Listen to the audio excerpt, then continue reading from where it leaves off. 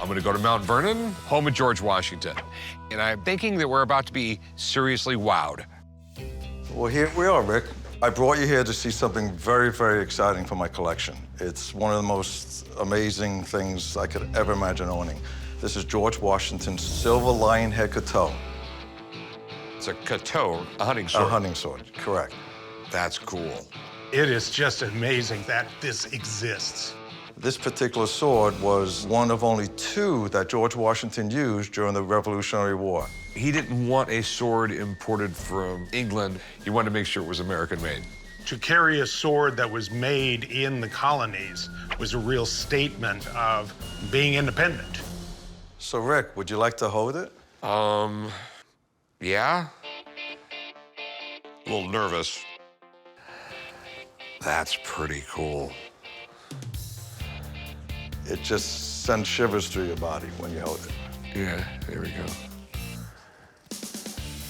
That's so cool. I mean, I own a few cool things, but I don't own nothing nearly that cool. I'm guessing that this is never gonna leave your collection. No, not at all. I'm sorry. But there is something else I have that, if the price was right, maybe I would sell it. All right, lead the way. Let's go. I just held George Washington's sword, which was like a serious bucket list thing just now. So the next item is supposed to be pretty amazing too. And this time it's actually for sale. So I'm pretty excited to see what it is, and hopefully it's something I can afford to buy. Okay, so we have the Headless Horseman. No. Drum roll. Whoa. So is this George Washington's too? It is. It's a three-piece suit that he acquired sometime in the mid-18th century. It's amazing that it held up so well. He's a pretty fit guy. No, he was 6'2". He was a tall man, but he wasn't a really large man. So our mannequin's a little short.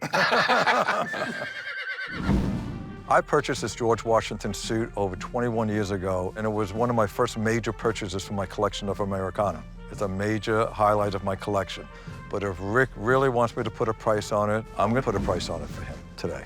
I'm just like in awe. It is amazing.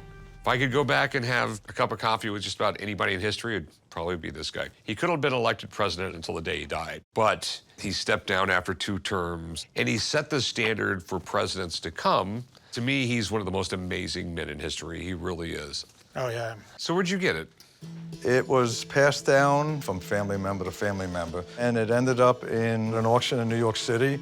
I was able to purchase it there. A highlight of my collection until I purchased the Washington sword. So it dropped down to number 2. Do we know the date on this thing? I think it's from the 1750s or 60s. Okay. Back then, it was pink, and you could still see some of the pink in this area. You know, Washington was always very aware of how he presented himself. Pink would have been a bright color and one that really would have set you off as, you know, fashion-conscious individual. And it's all silk? Or silk. I'm impressed. So you think this is all legit and everything, right? Yes, I think it is. On a piece like this, what it's dependent on is provenance. There are missing pieces, that sort of thing. But that's minimal. For being over 200 years old. Exactly. You just don't see a piece of Americana like this very often. This is just amazing. Absolutely. So you enticed me with a sword that's not for sale, and this thing right here, does it have a price on it? Well, it's one of my highlights of my collection. But everything has a price.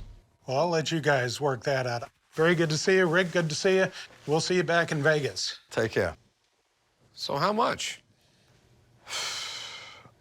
I wouldn't sell for less than $3 million. That's a lot of money. It's a lot of suit.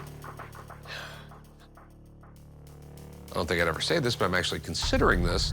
I mean, it's George Washington's suit. I mean, it never occurred to me that one would be available. I'm gonna go think and contemplate about this for a little bit. Can we meet up later? Absolutely. All right, I'm intrigued. I'll talk to you soon. Okay, thanks, Rick. That's cool. The suit. Okay. You asked for $3 million, Right. but what's the best you can do? 1.5? No, I appreciate your offer, but it's really a major part of my collection. How about $2 million? Since we're friends, the best price, absolute best price would be $2.5 million. Okay, and you're firm at that? Absolutely firm with that. I mean, okay, well, I guess the suit's out then. I got to hold George Washington's sword today, so. Not too many people can say that. I'll talk to you soon, man. This has been one of the greatest trips I've ever had. I got to nerd out in DC. I didn't get the suit, but you know what? It didn't fit me anyway. I can't worry about the shop right now because a very good customer of mine who usually sells me extremely rare books and documents apparently has some unique finds he wants me to check out. And one of them is supposed to be a handwritten letter by George Washington about the Whiskey Rebellion. I cannot lie. I love anything about the OG GW. Wow. Adam. Hey, Rick, how's it going? Pretty good. I love the vault door. I mean, did they keep the Holy Grail in here at one time? It's actually in 9020, but I lost the key to that box. So this is a very important letter signed on September 15th, 1792, in George Washington's hand, having to do with the Whiskey Rebellion. Oh, okay.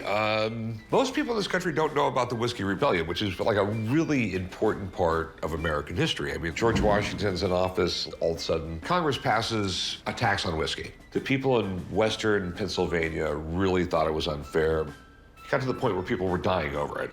There was one tax collector that they tarred and feathered. And George Washington ended up massing 12,000 troops. They saw the show of force, and he was able to suppress the uprising just because of that show of force. And this proclamation to enforce these taxes, he had to get it to Jefferson as quick as possible as Secretary of State to sign it. So, Has this been repaired? No, this has not been repaired. I mean, it would have been originally folded and then, flattened out. It is in rough shape. Here's the big thing. How much? $45,000. Okay, I do love it. There's a lot of cool stuff going on here. The condition really scares me, though. The reason I chose today to come down here is because I knew Stuart Les was going to be down. You've been him before, right? Yeah, I have. This is what he does. Sure. So let me go give him a call and get him down here, and we'll go from there. Okay, you got it. All right, right back. I'm hoping that the expert goes bonkers over this unusual letter in Washington's hand. I mean, with the prices of things on the market and at auction today, maybe he's going to say more than $45,000. Neat item. And so who's William Gray? So William Gray was actually George Washington's weaver. He obviously entrusted him with, some important duties, so he was writing a proclamation for the Whiskey Rebellion in hand, and he needed Jefferson's signature, and he told Mr. Gray with some urgency, get this to Jefferson to sign. Okay. I did bring along an example of a George Washington letter, so I can compare the handwriting on this to the handwriting on this item. George Washington had the greatest handwriting of any president, so if we look at it, it's definitely in Washington's handwriting. One issue with this, Rick, is obviously you can see that the G and W have eroded on here with water staining and age. The signature's not that strong on the letter. The other unusual thing is the size of the paper. Usually he used paper that was much larger, so I don't know if he just was looking for a scrap of paper or if this was cut down from something larger. So that's George Washington's signature, Yep. correct? In his handwriting, and in not too good a condition. Correct. So you put that in a blender, and the price is? With other similar Washingtons that I cited, I think something like this, a fair market value would be about $20,000 on it. That's a little disappointing to hear. Well, thanks, Stuart. You're the best. Nice seeing you again. Oh, great seeing Good you. luck with it, Rick. It's a great piece of American history. All right, I'll talk to you soon. All right, thanks, Rick. Okay. All right. Down to the numbers. Down to the numbers. The Washington letter, it's pretty amazing. It's really cool. For my customers, it's too rough. It really is. Okay, so I'm just going to pass on that. So what do we have here? That document in front of you is George Washington nominating David Rittenhouse Jr. to be the first mint director. And it's dated 1792, the 16th year of our independence. This is so cool. This is George Washington when he was president. And it's signed by Washington. And who's this? Thomas Jefferson. That's pretty amazing. Pretty cool. I have two George Washington presidential appointments appointing the first and second mint directors of the United States, one dated 1792 and one dated 1795. I know Rick loves American history, and every now and then he gets me to sell a piece. This is incredible. This is one of the founding documents of the United States government. You're not really recognized as a country until you have your own currency. And this was the document that founded the United States Mint. Congress passes a bill saying we need to make money. So George Washington signs the bill. Then he has to find someone to run the mint. Goes to the Senate, says, hey, can I have this guy? He gets the advice and consent of the US Senate. And then he appoints him and says, all right, you're in charge, go make money. There wouldn't be US dollars if it wasn't for this document right here. It's amazing. And what is this George Washington document? This is Washington appointing in 1795 Elias Boudinot to be the second mint director. Yeah, I am just shocked this is not in the National Archives or something like that.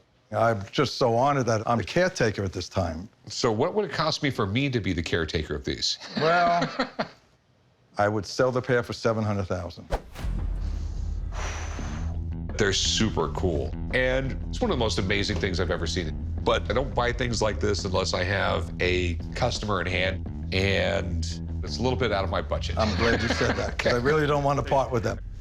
But I didn't want to disappoint you, so I did bring one of my other presidential appointments I have. And this one might feel a little closer to home. This document is signed by Ulysses S. Grant as president, appointing the assayer of the Carson City, Nevada Mint in 1869. This is super cool. It's so important. This is Ulysses S. Grant, arguably one of the top 5 presidents that the United States has ever had. It's because of him we won the Civil War. We had a very small United States Mint in Carson City, Nevada during the big Comstock silver boom, and they just figured it would be much easier to mint it right there than to ship the raw silver out and have it minted somewhere else. The rarest coins in circulation basically come from the Carson City Carson Mint. City coins, absolutely. Because it was a very small mint, it wasn't in operation very long. But you just don't find a lot of really important historical documents about Nevada, and this right here is pretty amazing. So what would it cost for me to be the custodian of this document? That was a little cheaper than the other two. I'd sell that for $80,000. But you would take 60, right? No, I wouldn't take 60. If it makes you happy, I'd split it with you at 70 grand.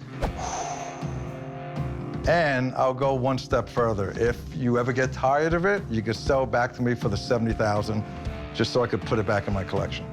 Okay, so $70,000 and a buyback guarantee.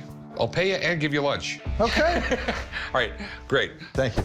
Leave these in my office. I'll lock the door, have security guards stand in front of the door, and we'll go have lunch.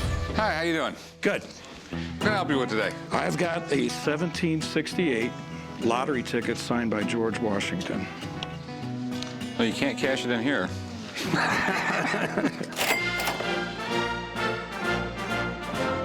I'm going in the pawn shop today to try to sell a lottery ticket signed by George Washington.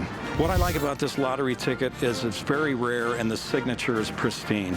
So where the hell did you get this? Well, I bought that from a collector in Connecticut, and I'm an avid document collector, but I have more documents than I have money, and I need some cash. So do you know anything about it, or? Alls I know, it's part of a lottery that was pre-Revolutionary War, and I do know Washington signed a few of them. There was a lot of different reasons they did lotteries back then. Sometimes they were for a charity, sometimes they were just to get a business going. The thing that confuses me, I don't know why George Washington would sign a lottery ticket. What do you mean by that? A lot of times, lotteries were a little corrupt back then, and people didn't like to associate their names with them. I can understand why they would want George Washington associated with the lottery for credibility. It surprises me, though, he actually got involved with it. The lotteries back then aren't like the lotteries they have today. Some of them were so corrupt, they had predetermined winners. So they didn't have the best reputations. It's definitely hand-laid paper. You can see the lines in the paper. Right. Everything looks right. One of the problems is it's in really, really good shape. And it surprises me that some of these spots where the writing with the iron ink hasn't began to eat through the paper. Yeah, well, that's one reason I bought it, though. It was so pristine. Yeah, it just, it scares me. This thing is in amazing shape, which on one hand is good, but we're talking about a tiny scrap of paper that's 250 years old. How could it be in this great a shape? Makes you a little suspicious. Did you want to pawn it or sell it? I really want to sell it. Did you have an idea what you wanted for it? I feel the thing's worth between $8,000 and $10,000. I think the autograph's worth about $8,000, and I want to get at least $5,000 for it. I'd really like to get it checked out. This is way beyond my area of expertise. I got a buddy who knows all about this stuff. Let me get him in here. We'll look at it. We'll see what we can do. I'd love But it. I just don't want to, I don't even want to throw out a number. That's fine. Okay? Okay. Well, this is what I called you about. I'm a specialist in early American autographs, documents, and various Americana. The early colonial period lotteries were a way for funding special projects such as the building of bridges, restoring buildings, in this case, building a mountain road. George Washington was a landowner, a speculator, and this was actually a project that he had come up with to build a resort, if you could believe that, based on the type of baths that were in Bath, England. And this was to build a road going to the Hot Springs area in Virginia. Oh, okay. So, Rick, what are your concerns about this lottery ticket? You know, the first big giant flag throwing up is it's in such wonderful shape. Okay. Well, in this particular instance, the tickets were never issued. He had them printed up, signed and numbered, but they never actually held the lottery. So someone originally found all the original paperwork and cut it up and sold the signatures, or? Fundamentally, that's what happened. And that's why this particular ticket has the number on the left plus the number on the ticket. Normally, you would cut off that portion and then match the ticket up against the cutting lines when it was presented for a prize. The fact that these were never issued is fantastic. It explains why they're in such good condition and means they can be worth a lot of money. The signature itself is absolutely authentic. It was numbered by George Washington himself when he was signing them. So what's it worth? This particular one is pretty much the king of all American lottery tickets. If it were in one of our auctions, I believe I'd put an estimate of between $15,000 and $20,000 on this lottery ticket. 15 and 20? Yeah, absolutely. Thanks for coming in, Dan. Appreciate it. You're more than welcome. I was totally shocked that it was such a valuable piece, more valuable than what I really estimated, but it thrills me to death to have this kind of history in my hand. So how much you want for it? How about 15,000? I'm thinking more in the area of $8,000. 8,000. I mean, I think it's more than a fair price. I can't. 12. You know, I would really, really love to have this. Let's say 11,000. Okay, at $11,000, I'm falling in love with it, and a guy like me who falls in love with stuff is out of business real soon. Okay. You know, I would love to have it, but I don't want to be married to it. I'm sorry, I just can't do it. It's just too pristine, it's too valuable, and it's a piece of history lane here, and I can't part with it for anything less than 11. Well, we can part friends, though, can't we, on this? Yeah, we can be friends. Okay. Sorry. Thanks for looking at it, though. I'm really, really bummed we weren't able to make a deal on this, but this is a business, and if you forget that for a second, you're not going to last long. Hey, how's it going? Good, how are you? What can I help you with today? I got a coin that I've had since I was a kid. Okay. Trying to see what it's worth. Okay. It's not a real coin, it's like a commemorative coin for George Washington's funeral procession. Okay. He is in glory, the world is in tears. When I die, it's probably going to say, he is in tears, the world is in glory. I decided to come to the pawn shop today to try to sell a commemorative coin that I have from George Washington's funeral. I've had it for 30+ years. It's been sitting in storage doing nothing, and I'd love to get $200-300 for it if I could, and hopefully we'll make that happen. Where in the world did you get this? I was a kid, I used to collect coins, and my dad took me down to one of the shows in New York City and picked that up. Let me see here. It's George Washington on one side, surrounded by laurels. On the other side is the date of his death right here, December 14th, 1799, and a big urn with GW on it. Washington's death had a huge impact on this country, and even throughout the world, people paid their respects. In fact, Napoleon ordered 10 days of mourning throughout France. Too bad someone drilled a hole in it. You didn't put this hole in there, did you? No. What's this, huh? Don't finger it up too much. Ricky, just shut the hell up. It's not that old, son, because I believe that's made out of aluminum. Back when George Washington was alive, aluminum was a very, very expensive metal. They didn't use it. No, I'm pretty sure this is old, Pops. I don't think so, Rick. Well, to you, it's not that old. You were probably there. Watch it. Rick's always a smart ass. If he'd shut up and stop cracking jokes, he might learn something. But no, he thinks he knows everything. I've raised one stubborn mule of a kid.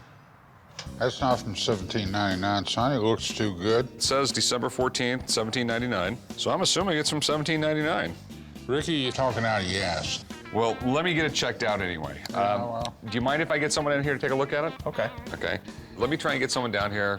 We'll see what we got going on here, and we'll see if we can make a deal. Okay? Okay, appreciate it. All right, Thank thanks you. a lot. This could be an interesting find. Anything George Washington is highly collectible, but I need to know more about it before I can even begin to make an offer. I'm president of Early American History Auctions. I'm an expert in early American history, currency, Americana, autographs, and colonial historical items. So, Rick, what are your concerns about this piece? Quite frankly, I just know nothing about it. I mean, I have no idea what it's worth, where it's from, anything like that. Well, this is what's called a George Washington funeral medal. They had these medals made in 1800, right after he died, and people would wear these, actually. You notice there's a small hole here, Rick? Yeah. It was made to have a hole because people would then put a string or a ribbon through it and then wear it in commemoration. That makes perfect sense. As news spread of Washington's death, cities and towns all across the country held memorial services. He was that loved by the people, and he still is. My concerns is it that old, or is it a reproduction of one that was made back in that day? Well, it's good for you to question that because it almost looks brand new. Yeah. It's got a lot of luster and shine and brilliance to it. It's really near mint state as far as I could tell. And there's just a little bit of wear on the coin itself. In my opinion, this is absolutely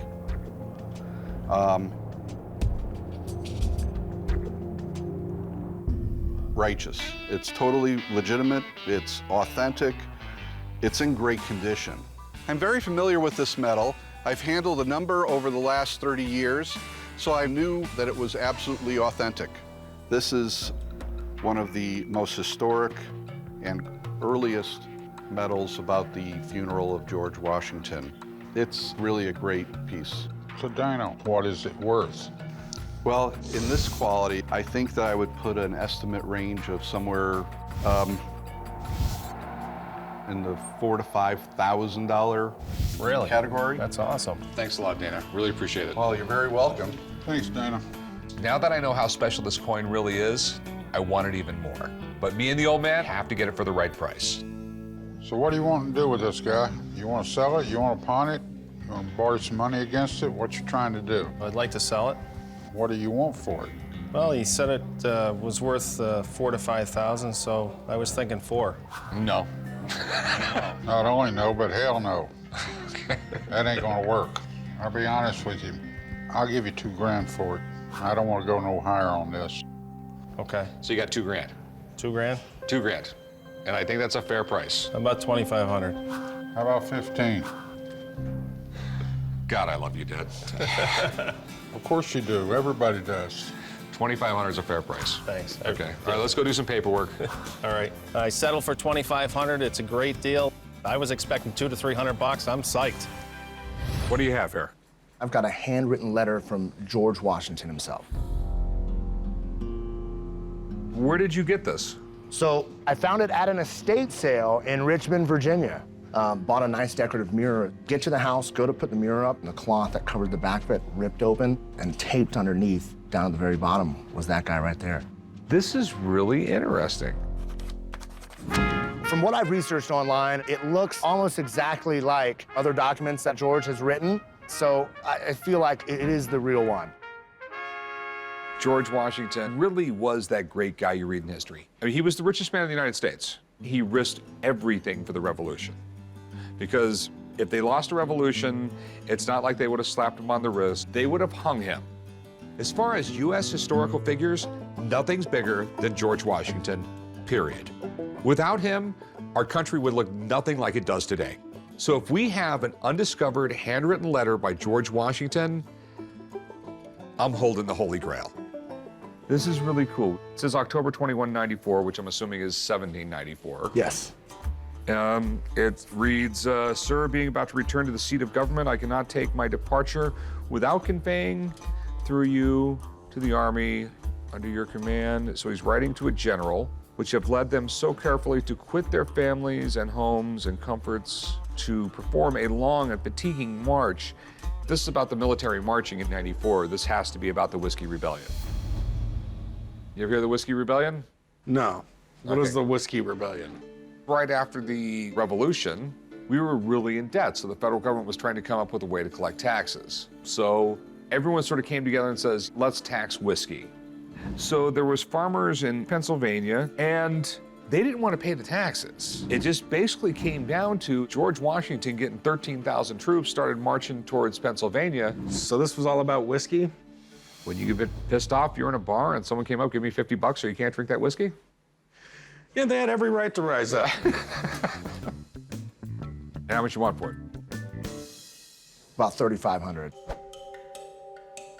Something like this that deals with a historic event, we're probably talking a lot more. My best guess at the moment is if this letter is all legit, it should be worth at least $100,000. Wow. I'm just not buying the fact that a handwritten letter from George Washington was just found in the back of a mirror. People spend a lot of money faking things that are worth this kind of money.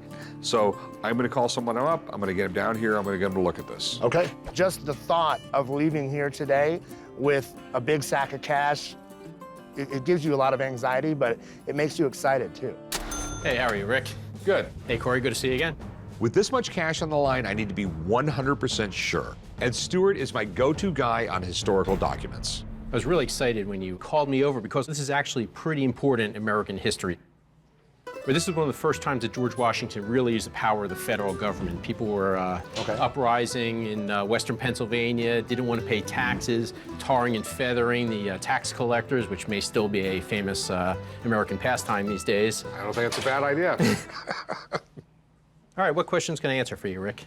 Okay. Is it really signed by George Washington? And how much is the damn thing worth? Okay. In the pantheon of American presidential autographs, there are three at the top: George Washington, Thomas Jefferson, and Abraham Lincoln. About 10 years ago, there were a couple George Washington letters that dealt with the Whiskey Rebellion that sold for about $120,000, $130,000 at auction. It would probably be higher now. There are a few things I use to authenticate these types of documents. So first, I'm looking for period paper. They used what's called laid paper back then. So there should be parallel lines about an inch apart if you hold it up to the light. See those lines that run down? So that definitely is period paper. That's a good sign for you. The next thing I want to check is to make sure this is in George Washington's handwriting. So I brought in an example here. Let's look at a commonly used word like the. So we can find a word the there and a the there. And if we start looking at the overall feel of it, the letter formation, completely different. So unfortunately, this is not in George Washington's handwriting. One thing this could possibly be is the body of the letter is in Washington's secretary's handwriting, and Washington signed the letter. All right. Let's come over here and look at the George Washington side by side. Here, he signs G.E.O. Washington, where in life, he usually signed G.O. Washington. You can see that it's very different than the way it's written over here. Yeah, so I don't think this is in George Washington's handwriting or signed by George Washington at all. that sucks. You have a really nice napkin. However, I do believe it is old and antique. This is called a contemporary copy. It probably is 220 years old. If somebody wanted to keep a record of the original, they would make a copy for themselves. This probably has a retail value of about $4,000. Nice. So you're telling me that a copy is actually worth $4,000? Right. Copies can be worth money. And this one has really terrific content. This would be about as good a contemporary copy as you can get. All right, well, thanks for busting his Anytime. bubble. All right, nice to see you again. When I came over to the shop, I knew that the original George Washington letter was in the Library of Congress. However, sometimes famous people make more than one copy of famous letters, and I thought perhaps this would be one of them. For example, Abraham Lincoln actually wrote out 5 different copies of the Gettysburg Address in his lifetime. I don't mean to beat you up, but I'll give you $1,000 for it. I feel like that's leaving $3,000 for you to just snatch up the next time somebody comes along to buy it. Let's go 2,000. I'll be out the door right now with $2,000. I'll tell you what, I'll give you $1,500. That's the best I can go. Look around my shop, you'll find all kinds of things from the 1700s. $1,500, you got a deal. All right. Write them up, Corey. All right, man, come with me. $1,500 is a lot of money. To be able to walk away with just that today, I'm pretty satisfied. Feels good. I'm here to see about selling this 1860-162 U.S. engraving plate that made the stamp, Washington 24-cent. Cool. I mean, I've had stamps in here. I've never had the plate for a stamp. I have never seen anything like this. Anything. Really? Wow. I'm coming out to the pawn shop to try to sell my press plate of a 24-cent George Washington stamp. I saw the stamp go for about $15,000, so I figured that this being the one that it made it from, that it would be worth a lot more than that, so. Where in the world did you get this?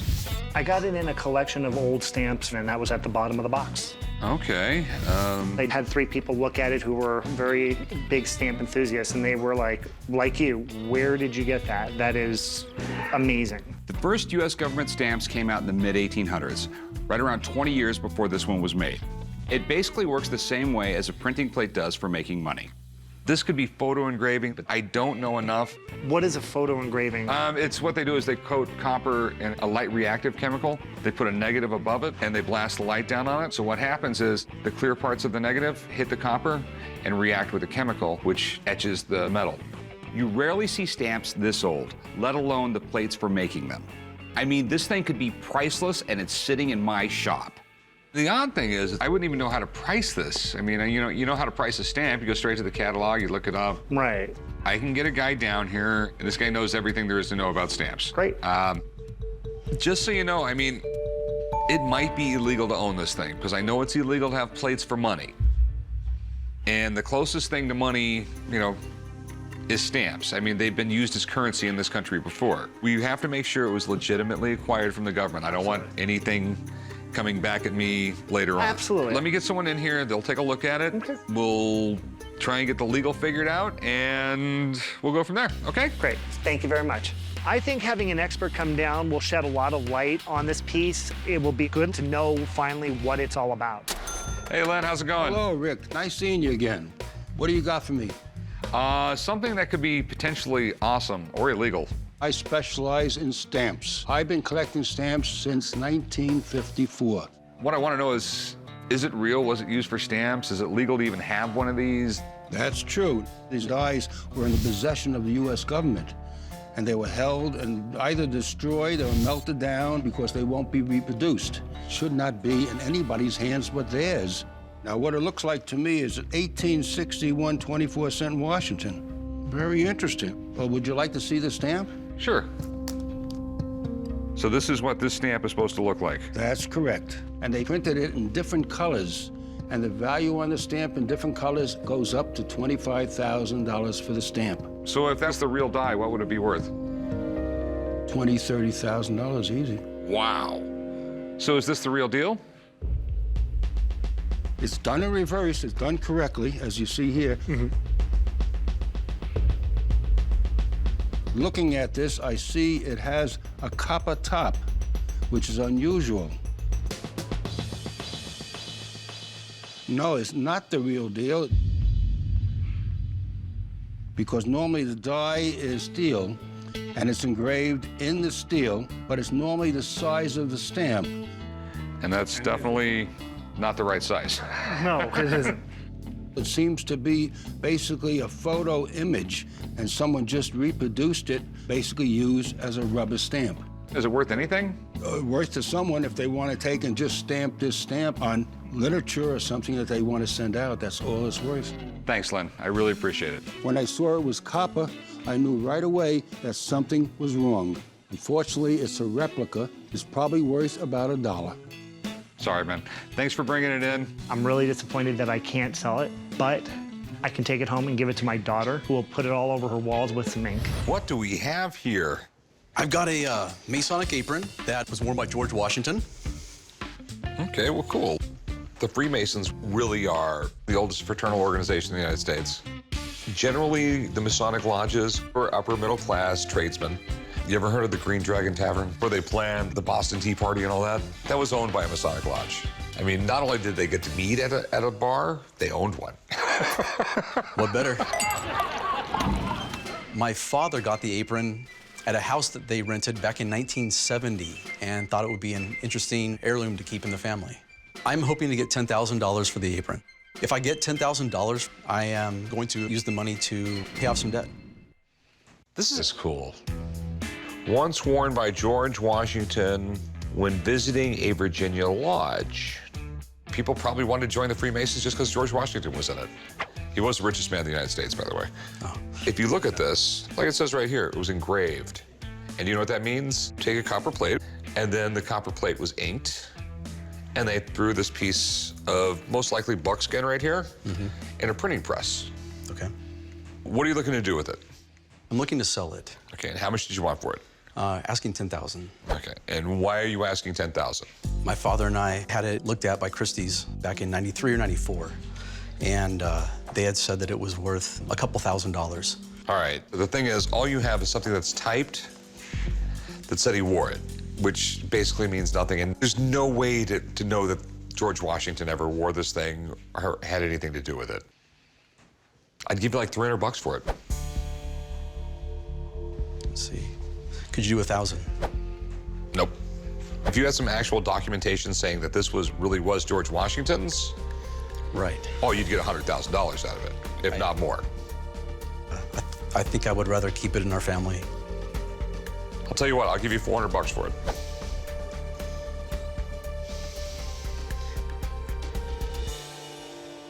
I think I would rather hold on to it.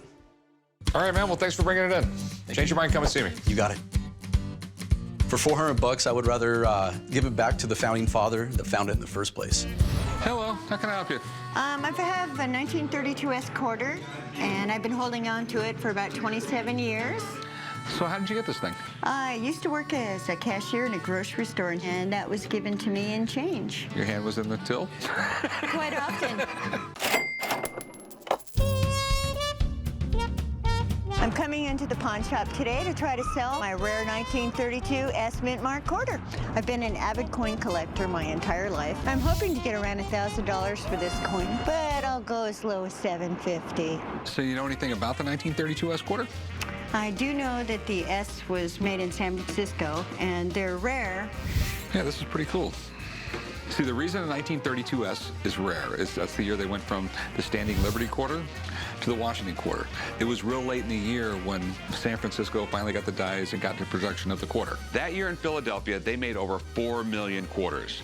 The S Mint Mark from San Francisco, they only made 400,000. That makes this coin extremely rare. This is in incredibly good shape. That's why I kept it. I was thinking somebody had taken it out of their collection. But your mint mark looks a little funny.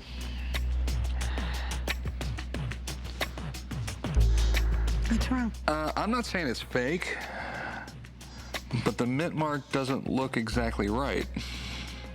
I don't know if this was hit really hard by another coin right on the S there or something like that, which is perfectly fine. They're called bag marks.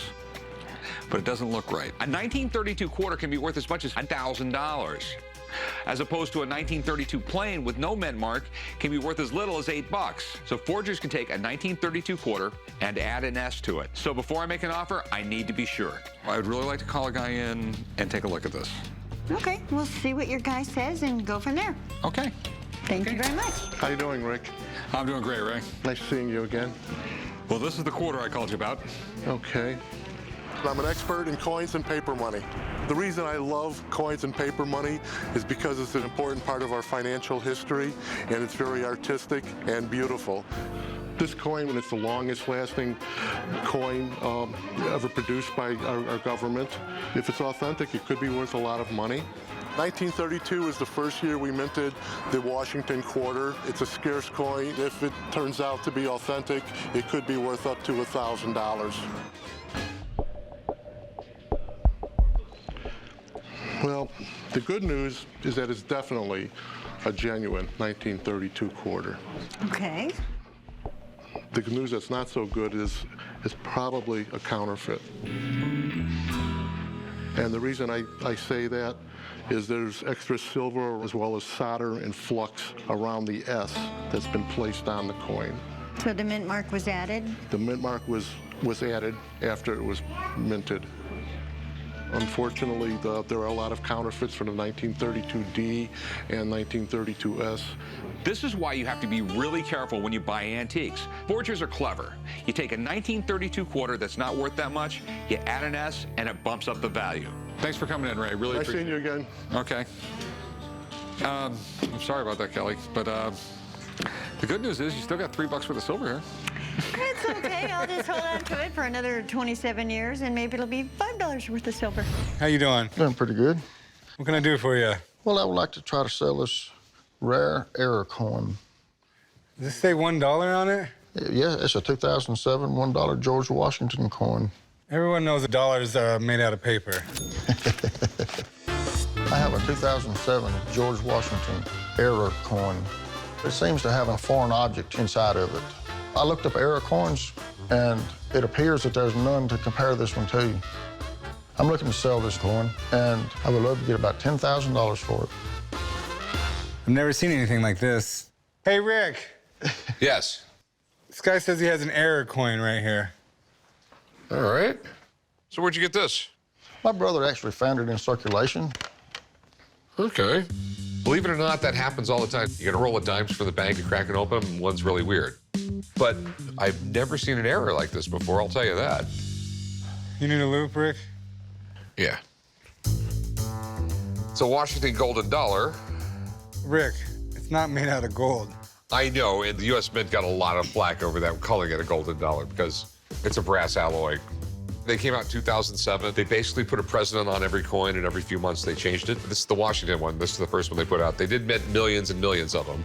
So yeah, error coins can be worth a lot of money. The greater the error, generally the more it's worth. So what do you think, Rick? Well, let me look at it here for a second. What are you looking for? Well, I'm just, I want to look at this error, the way it looks. And I'm seeing some really, really odd stuff here that shouldn't be here on a coin. Well, yeah, it's an error coin, Rick. That's what they are. They're odd. Thing is, this is not an error coin. Someone counterfeited his golden dollar. Wow. U.S. coins are struck by a machine. It isn't cast like this coin is. But that is 100% a cast coin. It's not struck. The reason why they strike coins is because if you cast something, you'll never get the detail that comes out of a striking machine. If you look at this and the difference between a regular coin, you'll see where it was a really poor wax, and when they cast it, they didn't get all the air bubbles out of it. The entire details of the face are completely screwed up, which tells me this thing was cast. It was not struck, and therefore it's counterfeit. Here, take the loop and look at George Washington's hair, and you'll see where it's all blobby. There's no straight lines. Yeah, I see what you're saying. So, like I said, it's a copy of a coin. Well, I did not know that. Have a good one, man. Thank you. I am disappointed because I thought about several ways that it could not be valuable. but counterfeit never crossed my mind. Hey, how's it going? Going well. What do we got here? I have a piece of wallpaper taken from the White House. Okay, all right, you got my attention. All right, Cornwallis when he surrendered to George Washington, which he never did. True, true. I am here today to try to sell a piece of wallpaper from the White House. My grandmother was an avid antique dealer, and when she passed, I brought it home. I'm hoping to sell it for $3,500. This is interesting. All over Washington, you will find some sort of depiction of this, where Cornwallis is surrendering to George Washington. And Cornwallis never surrendered to George Washington. Right. But the Battle of Yorktown was the deciding battle of the Revolutionary War. It was a really, really big deal. Surrender of Cornwallis, left over from the state dining room of the White House. Okay. Doing my research, I know that Jackie O put it up in the White House in the 60s. Betty Ford actually removed it. Okay, so you're saying this is left over from it? Yes. Okay.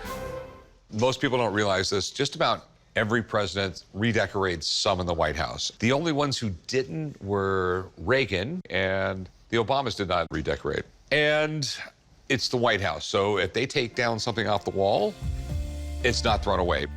Okay, so I'm assuming you want to sell it? Yes. How much you want for it? I'm looking for $3,500. Okay. What I want to do is I want to take a picture of this, send it to someone. She's a former White House curator, and she'll know a lot more about it. Okay. Okay. All right, I will text him to a friend. Sounds great. Okay? All right, I'll be right back. Thank you. What I really love about this piece is that it's a part of American history. It shows a picture of the War of Independence. All right, I have some info. Okay. The paper was installed in the second floor president's dining room. It was not in the state dining room. Okay. It was installed during the Kennedy era, removed by Mrs. Ford at Mrs. Ford's request, reinstalled by Mrs. Carter, and then covered with fabric in 1997 under Miss Clinton. And to this day, it remains in the dining room. So, I don't believe it was used in the White House. Okay. Because the paper's still there. Unless you have something on White House stationery saying that this was used in the White House, you're never going to sell it. Okay. So my offer is nothing. Have a good one. Thanks. Thanks for your time. All right, no problem. No deal was made today, but, you know, overall, I'm okay. It was handed down from my grandmother, so I'll probably hang it on the wall.